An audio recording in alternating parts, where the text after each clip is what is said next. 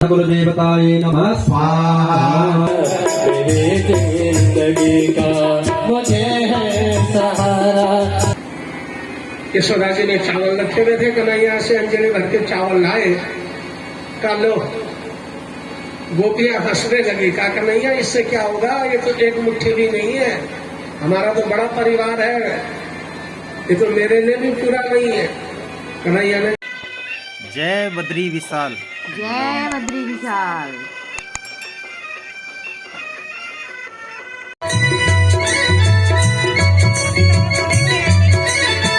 श्रीमद्भागवत महापुराण करुणा संगता सिद्धार्थम अस्मयं भूतगणादिसेवितं कपित्थजम्बो भजनारुभक्षणम् उमासुतं शोकविनाशकारकं नमामि विघ्नेश्वरपादपङ्कजम्।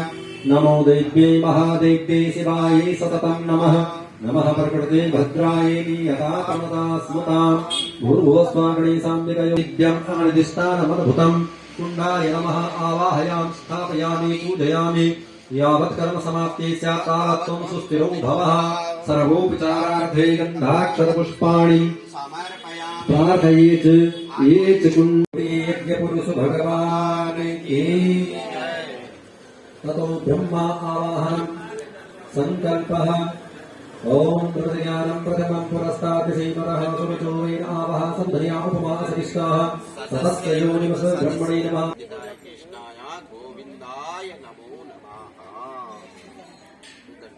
भूतमातृभ्यो नमः। धृत्ते नमः।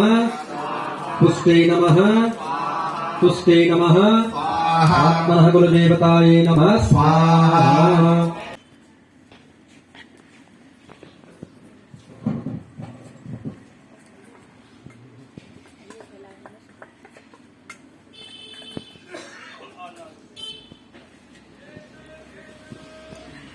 वाला दूर करे।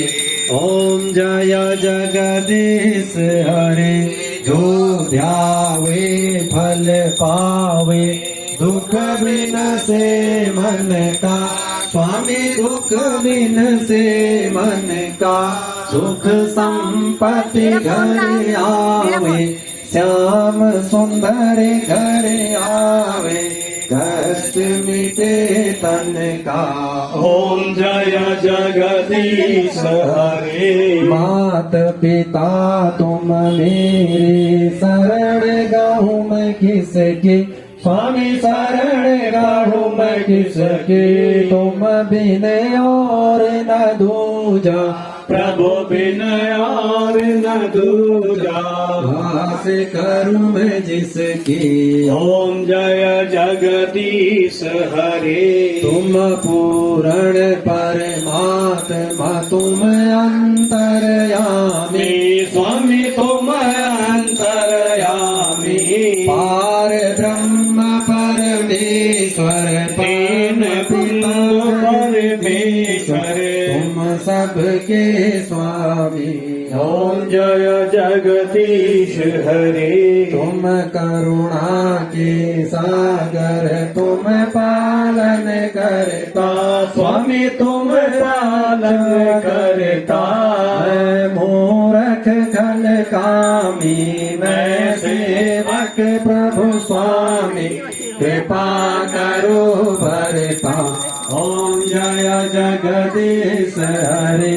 तुम हो एक गोचर सबके प्राणपति।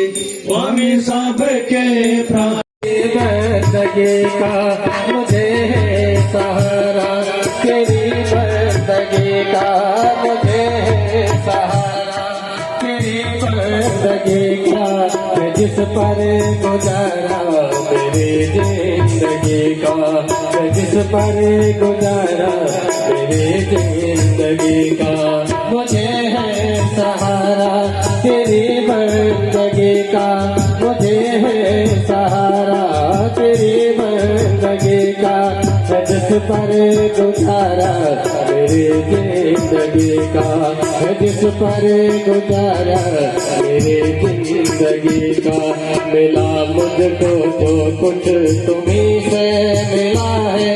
मिला मुझको जो कुछ तुम्हीं से मिला है। तेरा शुक्रिया है। तेरा शुक्रिया है, तेरा शुक्रिया है, तेरा शुक्रिया है। मुझे तुमने दाता बहुत कुछ दिया है, मुझे तुमने दाता बहुत कुछ दिया है। तेरा शुक्रिया है, तेरा शुक्रिया है, तेरा शुक्रिया है, तेरा शुक्रिया है।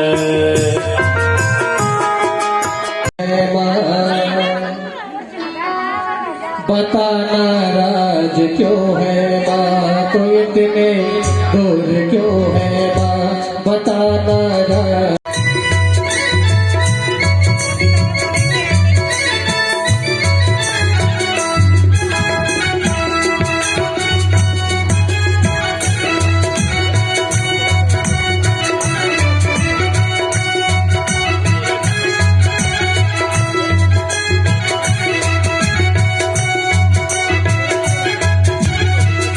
तेरे चरणों में मंदिर है, तू हर मंदिर की मूरत है। तेरे चरणों में मंदिर है, तू हर मंदिर की मूरत है।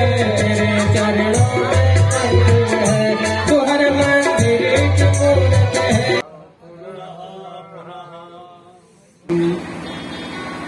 घट घटवासी निर्गुण निराकार सगुण साकार परब्रह्म परमात्मा मुकुंद माधव श्याम सुंदर वृंदावन बिहारी लाल भगवान श्री हरि नारायण श्री ठाकुर जी के चरणों में आप हम सभी का दंडवत प्रणाम, साष्टांग प्रणाम, कोटि कोटि प्रणाम, बारंबार प्रणाम। भूत भावन भगवान श्री गौरी शंकर के चरणों में, चंद्रेश्वर महाराज के चरणों में बारंबार प्रणाम। इष्ट देवी, कुल देवी, ग्राम देवी, जगत जननी जगदम्बा माँ भगवती भद्रकाली के चरणों में शतकोटि प्रणाम, कोटि कोटि प्रणाम, बारंबार प्रणाम। इष्ट देवता को प्रणाम, कुल देवता को प्रणाम, स्थान देवता को प्रणाम, ग्राम देवता को प्रणाम, भूमि के भूम्याल देवता को प्रणाम, यज्ञवास्व पुरुष को प्रणाम। भगवान के चरणों में विनम्र वंदना। प्रभु ऋषिकेश महानगर में मुनि की रीति क्षेत्र में 14 बीघा सूर्य ग्राम, नौडियाल भवन, नौडियाल वंश, नौडियाल निवास, नौडियाल परिवार। नौडियाल भवन में श्रीमद् भागवत महापुराण, देव यज्ञ, पितृ यज्ञ, धर्म यज्ञ, कर्म यज्ञ, ज्ञान यज्ञ, मोक्ष यज्ञ।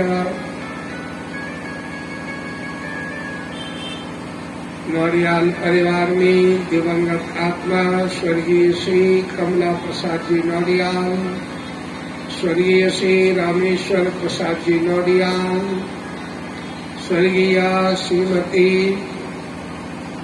आरती नौडियाल, स्वर्गीय श्री रघुनंदन प्रसाद जी नौडियाल, स्वर्गीय श्रीमती सुमति देवी नौडियाल, स्वर्गीय श्री संपूर्णानंद जी नौडियाल।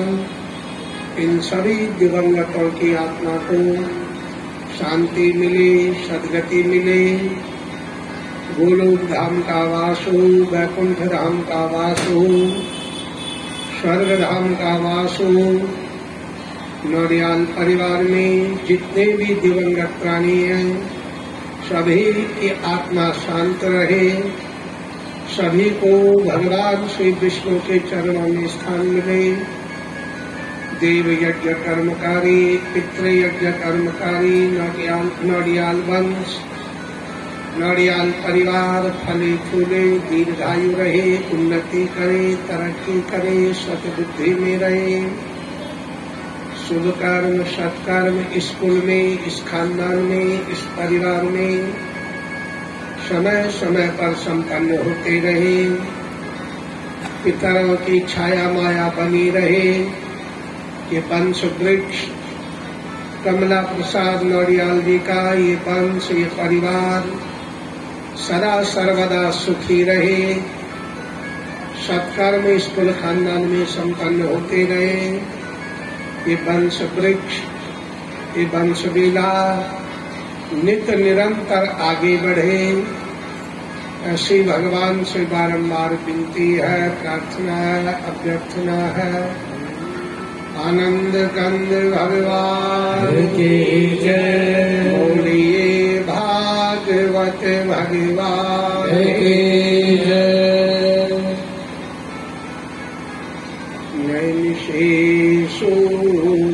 सूतमासीनम् अभिवाद्या महामते कथामृता रसस्वादा कुशलो शौनको ब्रवीः। कथामृता रसस्वादा कुशलो शौनको ब्रवीः।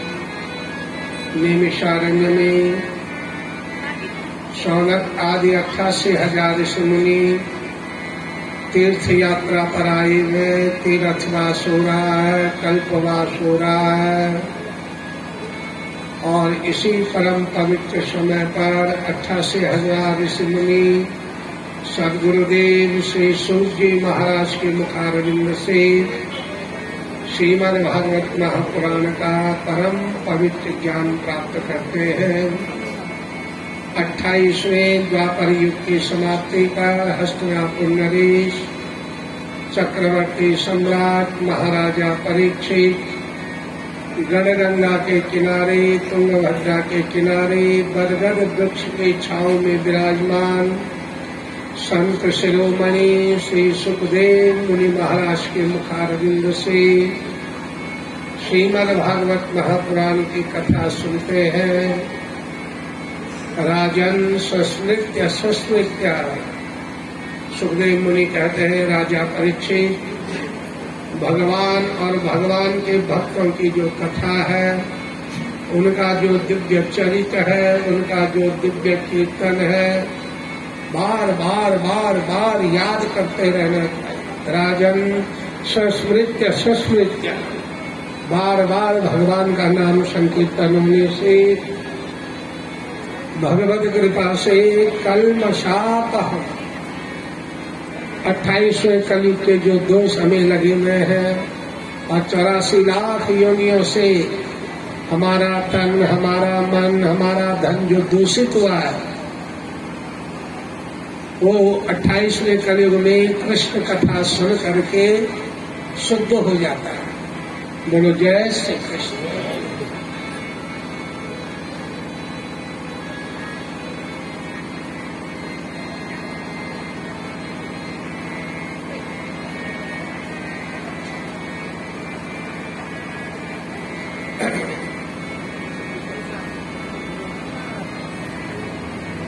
भगवान की कथा, भगवान के नाम की चर्चा हमें सारे पापों से छुड़ा देती।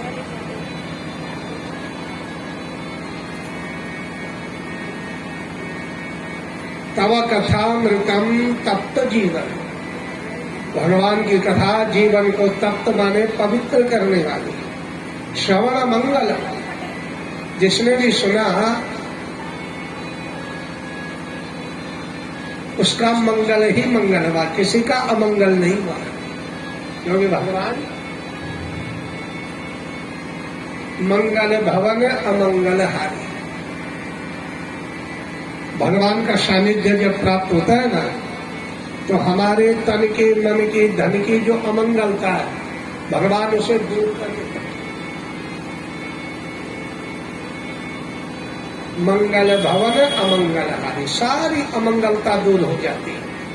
और जब तक हमारे तन में, मन में, धन में कमियां रहती हैं, तो भगवान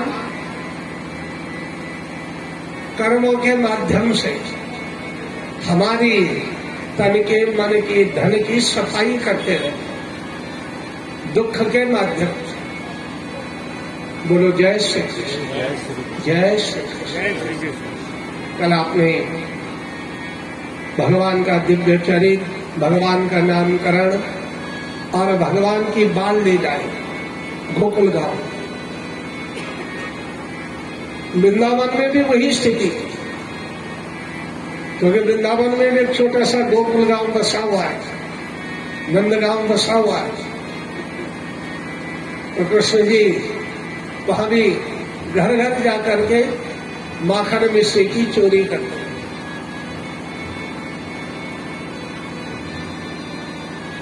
गरीबी उस जमाने में भी, द्वापर युग में भी गरीबी। द्वापर युग की कई गोपियां दूध, दही, घी, मक्खन बाजार में बेचने जाती थी।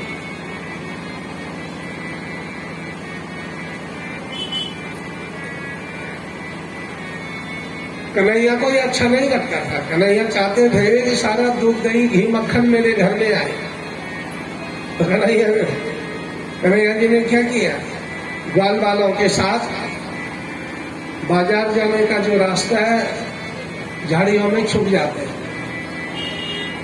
और कन्हैया ने पत्थर इकट्ठे किए हुए, गोपियां उस जमाने में बर्तन नहीं थे, केवल मिट्टी के बर्तन होते थे।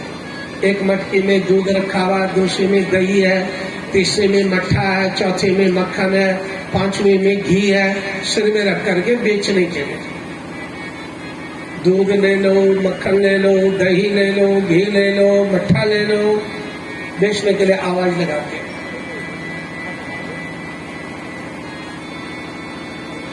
और कन्हैया झाड़ियों में छुपे हुए छोटा सा पत्थर लिया, जोर से पत्थर मारा, पहली मटकी फूटी और धड़ धड़ धड़ करके जितनी थी सारी नीचे गिरी। दूध, दही, मक्खन, मिश्री सब बिखर गए। और कई दिन होने लगा। गोपियों ने कहा ये पत्थर मारने वाला कौन है, ये पकड़ने क्यों नहीं जाता। और एक दिन पकड़ ली और पकड़ करके कन्हैया की कलाई पकड़ी हुई है और कन्हैया से शिकायत हो रही। भक्त भगवान से शिकायत भी करते हैं। भगवान भक्तों को अधिकार देते हैं कि तुम्हें अगर कोई शिकायत है तो मुझसे करो। बोलो जय श्री कृष्ण, जय श्री कृष्ण। श्याम पत्थर न मारो बुरी बात है, श्याम पत्थर न मारो बुरी बात है, श्याम पत्थर न मारो बुरी बात है। गोपियों ने शिकायत करनी शुरू की, श्याम पत्थर न मारो बुरी बात है। नंद बाबा के प्यारे दुलारे हो, तुम्हारे घर में दूध भी है, मक्खन भी है, दही भी है, तुम हमारा खेत क्यों बिगाड़ते हो, हमारे घर में परेशानी है। श्याम पत्थर न मारो बुरी बात। हम यशोदा मैया से जाके कहेंगे, माता यशोदा से जाके कहूंगी, श्याम तेरी शिकायत लगा के रहूंगी।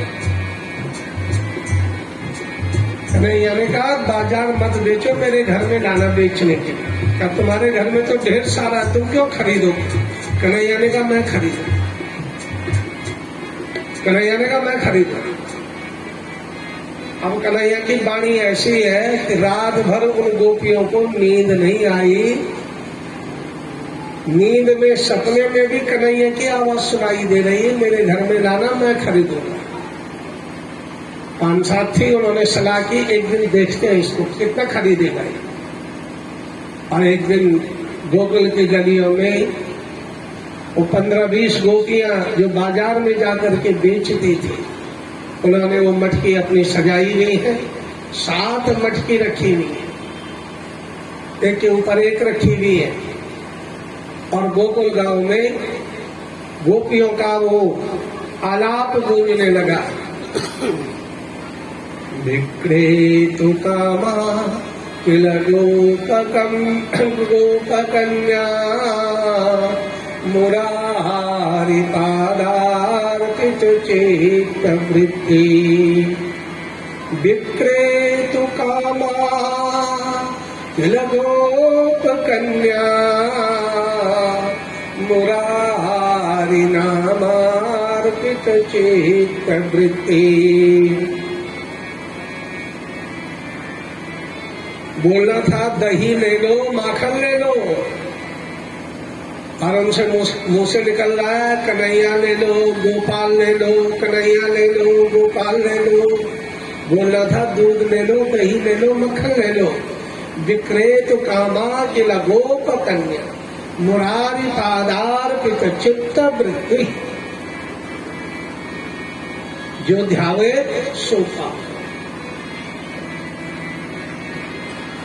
कन्हैया ले लो, गोपाल ले लो, कृष्ण ले लो, ये मुंह से निकल रहा है। और सब कहने लगे ये क्या बेच रही, कन्हैया को कौन बेच रहा।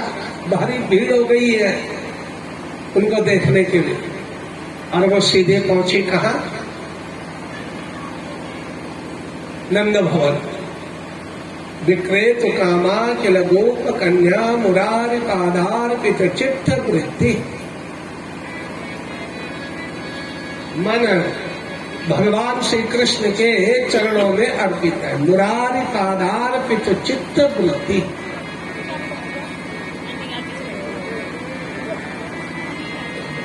कन्हैया दौड़े दौड़े बाहर आए। गोपियों ने कहा कन्हैया तूने कहा था ना मैं लूंगा, लो ले, ला गई हमने, ला अपने बर्तन लेके आए। कन्हैया ने कहा ठीक है। कन्हैया घर के अंदर गए, एक तौला आटा भूसा लेके आए। कहा इसमें डाल दो। कहा कन्हैया इसमें तो दूध ही दूध आएगा, हमारे पास तो दही भी है, मक्खन भी है, मट्ठा भी है, घी भी है। अलग अलग बर्तन लाकर, नहीं नहीं एक में डाल दो। गोपियां यशोदा जी की तरफ देखने लगी। यशोदा जी ने इशारा किया डाल दो, इसकी मंगी कर दो। और गोपियों ने एक ही बड़े से टब में तौले में दूध भी डालना शुरू किया, उसमें दही, उसमें मक्खन, उसमें मट्ठा, उसमें घी। और गोपियां हैरान जब उन्होंने देखा कि कन्हैया ने जिस टब को हाथ लगा रखा है उसमें दूध भी समा गया, दही भी समा गया, मक्खन भी समा गया, मट्ठा भी समा गया, घी भी समा गया। और सब अलग अलग है, एक ही पतीले के अंदर है। दूध एक तरफ है, दही एक तरफ है, और मक्खन एक तरफ है, घी एक तरफ है। आनंद कंद भगवान की जय, दुग्ध रूप भगवान का। कन्हैया ले दे दिया हमने तुझे, ना अब हमें पैसा दे। कन्हैया ने कहा पैसा दे, पैसा का क्या करोगे, मेरे पास तो कुछ है ही नहीं। क्या तूने कहा था मैं दूंगा तुमको। अच्छा कन्हैया ने कहा मैंने कहा था। हाँ तूने कहा था। कन्हैया घर के अंदर गए और घर के अंदर से चावल उठा के लाए, ऐसे अंजलि भर। यशोदा जी ने चावल रखे हुए थे, कन्हैया से अंजलि भर के चावल लाए। का लो। गोपियां हंसने लगी। कहा कन्हैया इससे क्या होगा, ये तो एक मुट्ठी भी नहीं है, हमारा तो बड़ा परिवार है, ये तो मेरे लिए भी पूरा नहीं है। कन्हैया ने कहा ले तो लो, पहले इसको ले लो फिर और मिलाओ। सबने क्या किया, सबने अपने अपने पल्ले, अपने अपने आंचल पसार दिए। और कन्हैया ने थोड़ा थोड़ा चावल अपने हाथ से ऐसे ऐसे करके 20-25 लोग गोपियां थे, उनके आंचल में अपने घर के वो चावल के दाने डाल दिए। कन्हैया इससे क्या होगा। कहा बहुत है, आज कल फिर आना, कल फिर ले जाना, आज ही थोड़ी भर के दे दूंगे। सब हंसने लगी, दुखी भी हो गई कि हमारी मती मारी गई, हम इस बच्चे के कहने पे आ गए। चलो कोई बात नहीं, यशोदा का लाला है, कोई बात नहीं, यशोदा का लाला है। अपने अपने घर गई और साड़ी के पल्लों में वो थोड़े इतने इतने चावल बंधे हुए थे। और थोड़े थोड़े चावल बंधे हुए थे, तो मन में विचार आया मुंह में डाल दे। फिर विचार किया नहीं नहीं, मुंह में नहीं डालते, कन्हैया ने दिया हुआ है, कोई बात नहीं।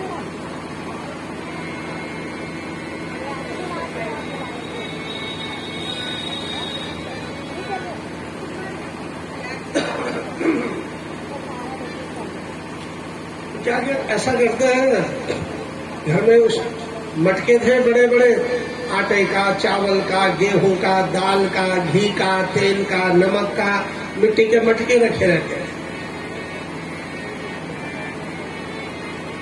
कई में डाल देते हैं।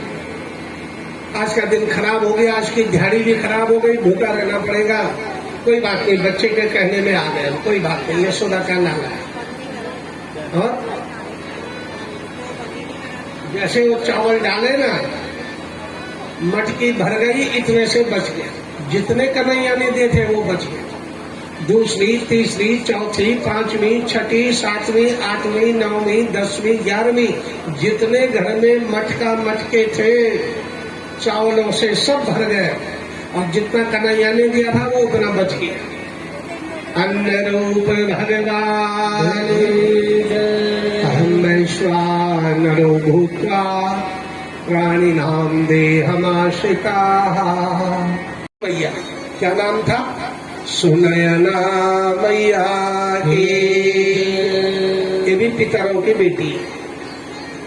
और जो सबसे छोटी थी कला, ये द्वापर युग में बरसाने के राजा वृषभानु की पत्नी बनी और इनका नाम था मानवी देवी।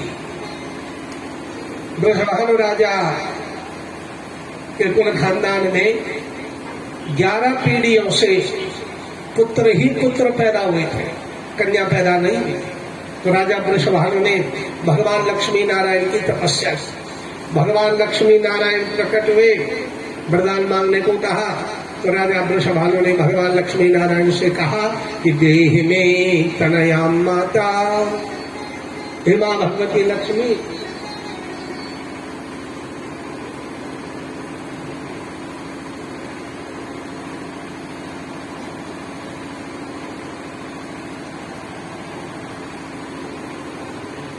देहि में तनयाम माता, मुझे कन्या चाहिए। मेरे कुल खानदान में कन्यादान नहीं हो रहा, और कन्यादान न होने से हमारे जो पितर है, देवता है, वो प्यासे रह गए। कन्यादान का जो जल होता है ना, जो शंख के अंदर से नीचे गिरता है, वो पितरों को भी मिलता है। कन्यादान प्रदानेन ब्रह्मलोके महीयते, कन्यादान प्रदानेन विष्णुलोके महीयते, कन्यादान प्रदानेन रुद्रलोके महीयते, कन्यादान प्रदानेन पितृऋणात् प्रमुच्यते। तो भगवान विष्णु कहते हैं वृषभानु, महालक्ष्मी से बात कर। महालक्ष्मी जी से बातचीत हुई। माता महालक्ष्मी कहने लगे, वृषभानु, तुमने अपने को तपस्या से इतना योग्य बना दिया कि मेरा मन कर रहा मैं स्वयं तुम्हारे घर में कन्या बन के आऊं। राजा वृषभानु गदगद हुए, लेकिन माता लक्ष्मी ने कहा कि वृषभानु, कन्या बन के तो आ जाऊंगी, कन्यादान भी करा दूंगी तुमसे, लेकिन मुझे संसार के बंधनों में मत बांधो। राजा वृषभानु ने वादा किया कि मैं आपको संसार के बंधनों से नहीं पालूंगा। राजा वृषभानु के 4 पुत्र थे, आदि भानु, बृहद भानु, स्वर भानु और कर भानु, ये 4 पुत्र थे। और जब भगवती की कृपा हुई, 4 पुत्रों के बाद एक कन्या का जन्म हुआ। भादव का महीना था, भादव का महीना था, शुक्ल पक्ष, अष्टमी तिथि, मंगलवार, ज्येष्ठा नक्षत्र, और सायंकाल को, संध्या काल को राजा वृषभानु के घर में एक सुंदर सी कन्या का जन्म हुआ। 11वां दिन आया, नारद मुनि को बुलाया नामकरण करने के लिए। और नारद मुनि ने जब उस कन्या को देखा, कहा, वृषभानु, तेरे तो जीवन की धारा ही बदल गई है। अरे वृषभानु, तूने ये कौन सी तपस्या की जो तुझे ये अलौकिक कन्या प्राप्त हुई? वृषभानु, इस कन्या का नाम जय जय श्री राधे, जय जय श्री राधे। इसी कन्या का नाम राधा जी।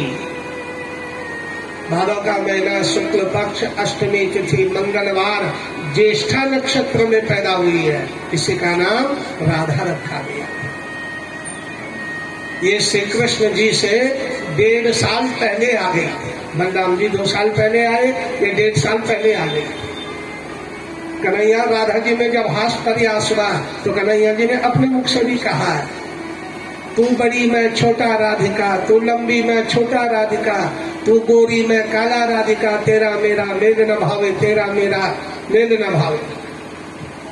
बोलो जय श्री कृष्ण। इसी कन्या का नाम श्री राधा रखा गया। तो कन्हैया के नृत्य की चर्चा यहाँ भी बरसाने में। और एक दिन राजा वृषभानु, उनके चारों पुत्र, उनकी पत्नी और माँ के साथ माँ की लाडली वृंदावन में आ गए कन्हैया का नृत्य देखने के। भारी भीड़ हो रखी थी, बड़े बड़े ज्ञानी ध्यानी ऋषि मुनि वृंदावन में आए हुए थे, क्योंकि कन्हैया का जो नृत्य है बड़ा अलौकिक है। पेड़ पौधे, पशु पक्षी, यमुना जी में रहने वाली मछलियां पानी को त्याग करके बाहर आकर के नृत्य कर रही, क्योंकि भगवान ब्रह्मानंदी, भगवान आत्मानंदी, भगवान आत्माराम। तो राजा वृषभानु भी आ गए, बड़ा आनंद आया उनको भी भगवान का नृत्य देख करके। लेकिन बिटिया छोटी सी है राधा रानी, भारी भीड़ हो रखी है। राधा रानी मैया से पूछती, मानवी देवी से, कि मुझे भी दिखाओ कहाँ है वो नाचने वाला। छोटी सी है तो माँ ने गोद में उठा करके, जैसे हम छोटे बच्चे को उठाते हैं, माँ ने गोद में उठा करके दिखाया। दूर वहाँ कदम्ब वृक्ष की छाव में, देख वो है वो नचाड़, वह नाच रहा है। राधा जी माँ की गोद में है और वहां से मैया दिखा रहे कि देख बेटा वो है वो नाचने वाला। ब्रह्मा जी पहुंचे हुए, भगवान शंकर पहुंचे हुए, बड़े बड़े ज्ञानी ध्यानी भगवान के उस नृत्य को देखने के लिए आए हुए, और सबको बड़ा आनंद आ रहा भगवान के उस नृत्य में। लेकिन राधा रानी को भगवान के नृत्य में भी कमी नजर आ गई। भगवान के कार्यों में जो कमी होती है उसे भगवान से प्रेम करने वाले पहचान जाते हैं कि यहाँ पे कमी रहती है। और भगवान भक्तों के कार्य में जो कमी होती है उसे कन्हैया देख लेते हैं, यहाँ पर कमी रह गई, तो कन्हैया उस कमी को दूर कर दे। और जो भगवान से प्रेम करते हैं ना, उनको भगवान के कार्यों में जो कमी होती है उसका पता लग जाता है। राधा जी देख रही है ये नाच तो है, लेकिन ये बिना गुरु के चेले हैं, इनको नाचना नहीं आ रहा।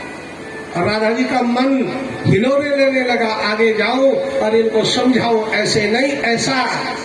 लेकिन लोक लाज, मैया भैया बाबा सब बैठे हुए हैं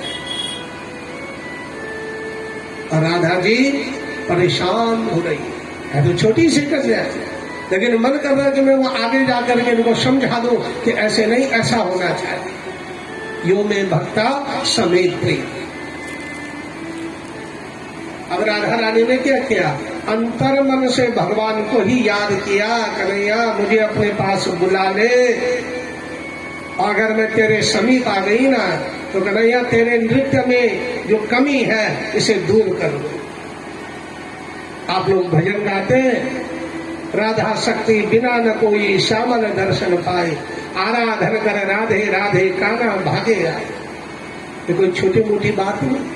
जब तक राधा तक का समझ में नहीं आया ना, जब तक राधा जी के दर्शन नहीं हुए, तब तक कन्हैया के दर्शन भी नहीं होते। अगर कन्हैया को पाना है तो पहले राधा जी को मनाना है, और राधा जी की कृपा आ गई जीवन में तो फिर कन्हैया भी आ गया। वृंदावन में जब तक राधा कृष्ण का मिलन नहीं होगा, कन्हैया मथुरा नहीं आएंगे, कंस का उद्धार नहीं होगा। जब तक राधा कृष्ण का मिलन नहीं होगा, तब तक बलराम जी का भी विवाह नहीं होगा रेवती जी से। जब तक राधा कृष्ण का मिलन नहीं होगा, रुक्मिणी जी का विवाह कन्हैया से नहीं हो सकता। इससे राधा जी को लाना जरूरी है। और ब्रह्मा जी तो ब्रह्मा जी भी। बोलो जय श्री कृष्ण। क्योंकि ब्रह्मा जी एक बार वृंदावन में आए और उन्होंने जब भगवान को गोपाल बना हुआ देखा तो ब्रह्मा जी ने कन्हैया की परीक्षा ले ली थी। सारे गायों को चुरा करके ब्रह्मलोक में ले गए। 6 महीने हो गए, कन्हैया अपनी गायों को लेने नहीं गए। ब्रह्मा जी परेशान, वहां दूध और गोबर इतना हो गया कि ब्रह्मा जी का जब तक छूट गया वहां दूध गोबर को ही साफ कर रहे। ब्रह्मा जी ने कहा मैं सारी गैया चुरा के ला दिया, गोकुल में क्या हो रहा होगा। जब ब्रह्मा जी वृंदावन में आए तो यहाँ भगवान ने जितनी गाय चोरी गई थी उतना नया रूप धारण कर लिया था। इसलिए गाय के शरीर में भगवान का वास है। भगवान जितने बछड़े थे उतने बन गए, जितनी बछड़ियां थी उतने बन गए, जितनी दूध देने वाली गाय थी उतने बन गए, जितने बैल थे उतने बन गए। ब्रह्मा जी हैरान, और अंततः ब्रह्मा जी हाथ जोड़ करके भगवान की शरण में आए। क्या भागवत जी में वर्णन मिलता है जब ब्रह्मा जी ने क्षमा याचना की थी। नवमी व्यथे ब्रह्मपुषे तडिदंबराया गुंजावतन सपरिते छल सन गए